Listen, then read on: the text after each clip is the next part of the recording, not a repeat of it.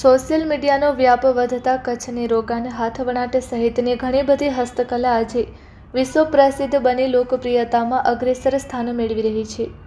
સાથે સાથે હસ્તકલા કારીગરો માટે પણ ઉજળી તકો ઊભી થઈ છે.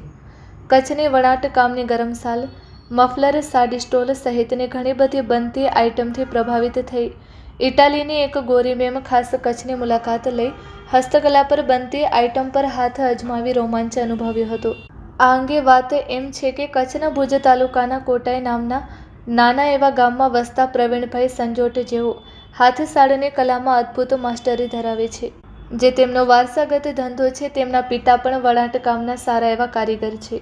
પ્રવીણભાઈ દ્વારા સર્જાયેલ અદ્ભુત હાથસાળની આઇટમથી અત્યંત પ્રભાવિત થઈ હજારો માઇલ દૂર ઇટાલીની ગોરી મેમ તેમના ઘરે પધારી હતી, જ્યાં પ્રવીણભાઈની બહેન ડોલીએ કચ્છનો સ્કાર્ફ પહેરાવી તેમનું ઉષ્માભર્યું સ્વાગત કર્યું હતું.